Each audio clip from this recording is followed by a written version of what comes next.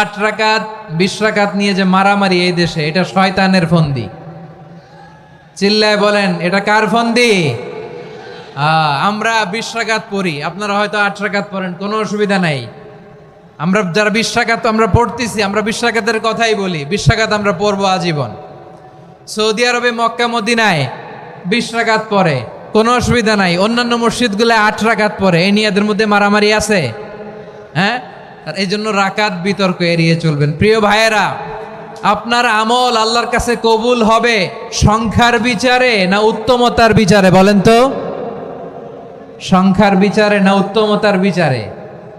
উত্তমতার বিচারে। কত চমৎকার ভাবে আপনি আল্লাহর সামনে দাঁড়াতে পারছেন এটা বিবেচ্য। রুকু সেজদাগুলো সুন্দরভাবে করবেন, রুকু থেকে সোজা হয়ে দাঁড়ানো ওয়াজিব, 2 সেজদার মাঝখানে সোজা হয়ে বসা ওয়াজিব।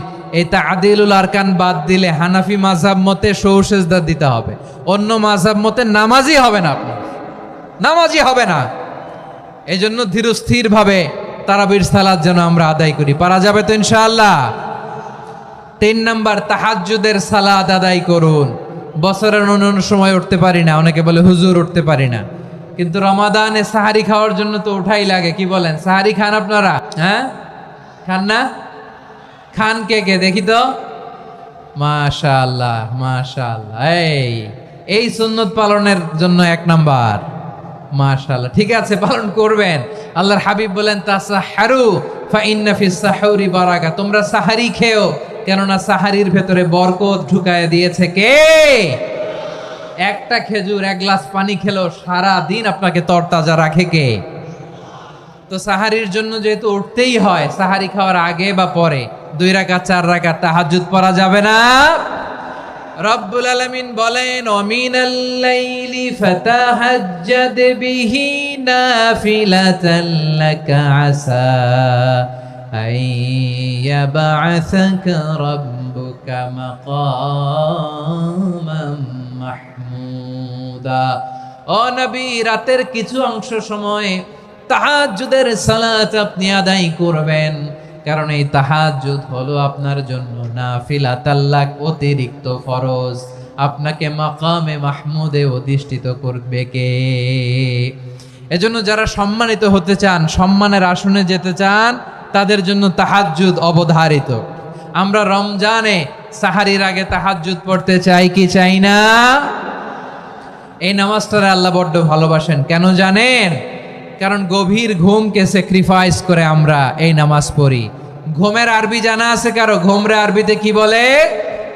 অনেকগুলো আরবি আছে। একটা আরবি হচ্ছে নুআস, তন্দ্রা, তন্দ্রা, আমানাতান নুআস কোরআনে এসেছে। আরেকটা আছে ঝিমুনি, ঝিমুনি, এইভাবে ঝিমুনি আসে ঘুমের আগে, এটারে বলে সিনা। এটারে কি বলে? সিনা।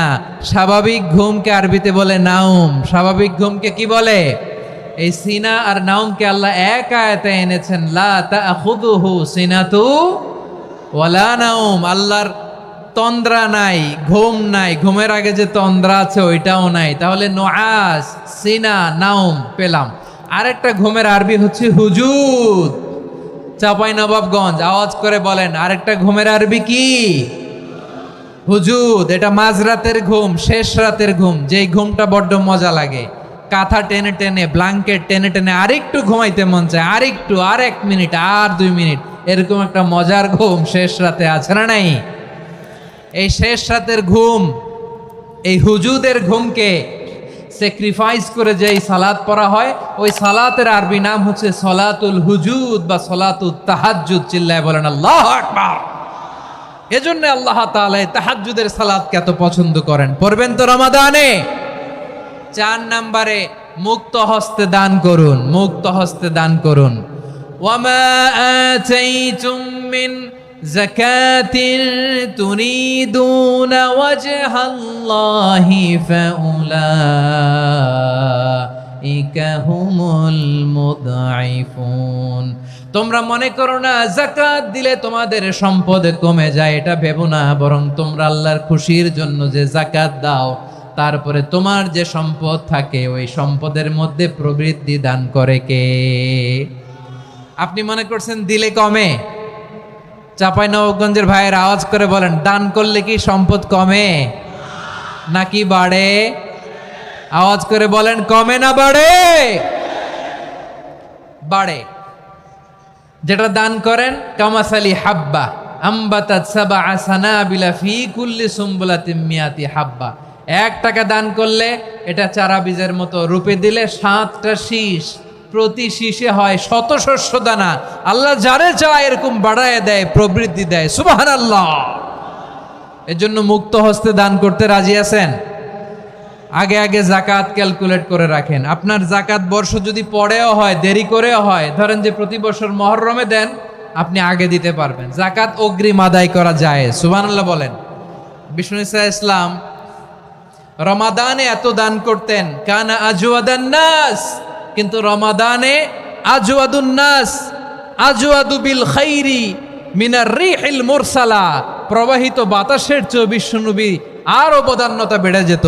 প্রবাহিত বাতাস যেমনি সবাইরে বাতাস দেয়, আস্তিক নাস্তিক মুমিন কাফির সবাইকে শীতল করে দেয়, তেমনি নবীজির রমাদানের দান ছিল এমন, কেউ নবীর কাছে চেয়ে ফিরে গিয়েছে এর নজির নাই। জোরে বলেন সুবহানাল্লাহ। রমাদানে দান করব, ইফতার শেয়ার করব। কাউকে ইফতারি করালে সারাদিন রোজা রেখে তার যে সওয়াব, আপনি ইফতার করানোর কারণে আপনার আমলনামায় ওই সওয়াব আল্লাহ ঢুকায় দিবেন। পড়েন সুবহানাল্লাহ। সাহাবারা বললেন, নবী আমরা গরিব মানুষ, ইফতারি খাওয়ানোর পয়সা নাই। আল্লাহর হাবিব বললেন, ওয়ালাউ বিমাজকাতি লাবান, 1 ঢোক দুধ, ওয়ালাউ বিতামরা, 1টাও খেজুর, ওয়ালাউ বিশারবাতিমা, 1 ঢোক পানি খাইয়েও যদি কারো রোজা ভাঙাও, তারপরে ওই সওয়াব তোমার আমলনামায় দিবে কে? তাহলে মুক্ত হস্তে দান করুন, 4 নাম্বার। 5 নাম্বার হচ্ছে কদর তালাশ করুন। রমজানের সবচেয়ে দামি সময়। বিষ্ণু বলেন, মান হরিমা খাইরাহা ফাকাদ হরিম, যে কদর মিস করলো সে সব মিস করলো, হি ইজ দ্য লুজার। আচ্ছা বলেন, এই বরকতের মাসে আমরা কি লুজার হতে চাই না গেইনার হতে চাই? সবাই বলেনি, বলেন এই রমাদানে আমরা লুজার হব না গেইনার হব? ইন্না আনজালনাহু ফি লাইলাতিল কদরি ওয়া মা আদরাকা মা লাইলাতুল কদর লাইলাতুল কদরি খায়রুম মিন আলফি শাহর। পড়েন আল্লাহু আকবার। লাইলাতুল কদরি খায়রুম মিন আলফি শাহর, 1000 মাসের চেয়েও সেরা। 1000 মাসে হয় 83 বছর 4 মাস। 83 বছর 4 মাস টানা ইবাদত করলে যেই সওয়াব, কদরের রাতে ইবাদত করলে অতটুকু সওয়াব আপনি পাবেন, আল্লাহ সেটা বলে নাই। আল্লাহ বলে তার চাইতো বেশি সওয়াব দিয়ে আপনার আমলনামা ভরে দিবে কে? কদর যেন মিস না হয়। 21, 23, 25, 27, 29 নাকি খালি 27? আপনারা কি খালি 27? হ্যাঁ না। ফালতামিসু ফিল আশরিল আওয়াখিরি ফিল মিনাল ভিতরি, রমজানের শেষ দশকের বেজর রাতগুলোকে কদর হিসেবে তালাশ করো। আল্লাহর হাবিব সাল্লাল্লাহু আলাইহি ওয়াসাল্লাম শেষ 10 দিন টানা ইবাদত করতেন, টানা ইবাদত। ইদা জাআল আশরু আহিয়াল লাইলা আইকাদা আহলা ওয়া জাদ্দা ওয়া শাদ্দাল মিজার। সারা রাত জেগে ইবাদতের নজির নবীজির নাই, শুধু রমজানের শেষ দশক ছাড়া। সুবহানাল্লাহ বলেন। নিজেও ঘুমাতেন না। ফাতেমা রাদিয়াল্লাহু তাআলা আনহু, আলী রাদিয়াল্লাহু তাআলা আনহু কাউকে ঘুমাতে দিতেন না, সবাইকে জাগিয়ে তুলতেন। আমরা সারা রাত জেগে ইবাদত করব। রাজি আছেন তো? কদর যেন আমাদের মিস না হয়। আজকে থেকেই ক্যালেন্ডারে মার্ক করে রাখেন। সব কাজ পেছনে ফেলে, সব ব্যস্ততাকে পেছনে ফেলে ইবাদতের জন্য আমরা প্রস্তুত থাকব কদরের রাতে। কোনোভাবে কদর যেন আমাদের মিস না হয়, ইনশাআল্লাহ। বলেন তো সবাই। 6 নম্বরে পারলে ইতিকাফ করবেন। আল্লাহর হাবিব সাল্লাল্লাহু আলাইহি ওয়াসাল্লাম প্রতি বছর 10 দিন ইতিকাফ করতেন। যে বছর ইন্তেকাল করবেন সে বছর 20 দিন ইতিকাফ করেছেন। আপনি বলবেন, হুজুর ইতিকাফ না করলে সমস্যা কি? আমার নবী একটা ইবাদত সারা জীবনেও ছাড়ে নাই, আর আপনি জীবনে একবারও করেন নাই। এবার হিসাব আপনার কাছে, হিসাব আপনার কাছে। না পারলে অন্তত রাত্রি বেলাগুলো মসজিদে কাটাবেন। পারবেন তো ইনশাআল্লাহ? সব শেষে শিশু এবং নারীদের ব্যাপারে বিশেষ খেয়াল রাখবেন। শিশুদের রমাদানের ব্যাপারে উৎসাহ দেন, তাদের প্রস্তুতি নেওয়ান, তাদেরকে রোজা রাখতে দিবেন আমার ভাইয়েরা এবং বোনেরা। পর্দার আড়ালে মায়েদেরকে বলবো, চাপাই নবাবগঞ্জের মায়েরা, একদিন 2 দিন না খেয়ে থাকলে আপনার ছেলে মেয়ে মারা যাবে না, ঠিক কিনা বলেন? ওদেরকে উৎসাহিত করেন, ওদের ছোট্ট যারা রাখতে দেন, বলেন যে বাবা সকাল থেকে দুপুর পর্যন্ত না খেয়ে থাকলে তোমার অর্ধেক রোজা, এরকম 2 দিন অর্ধেক মিলে তোমার 1 রোজা। এরকম আমি কত রোজা রাখছি ছোটবেলায় কোনো হিসাবই নাই। আমার দাদি বলতো সকাল থেকে না খেয়ে দুপুর 12টা পর্যন্ত রাখলে নাকি অর্ধেক হয়, এরপরের দিন অর্ধেক, 2 অর্ধেক মিলে 1 রোজা। এটাতে আসলে রোজা হয় না, কিন্তু তাকে উৎসাহ দেয়া। ইফতার প্রোগ্রামগুলোতে নিবেন আমাদের বাচ্চাদেরকে, দেখবেন যে ওর ক্ষুধা লাগতেছে, খায় না, কারণ কেউ খায় না। একজন আজান দিচ্ছে, সবাই খেজুর নিয়ে ইফতার করতেছে। এই দৃশ্য, এই ট্রেডিশন, এই ইবাদত, এই তারবিয়া ওর আগামীর জীবনটাকে সুন্দর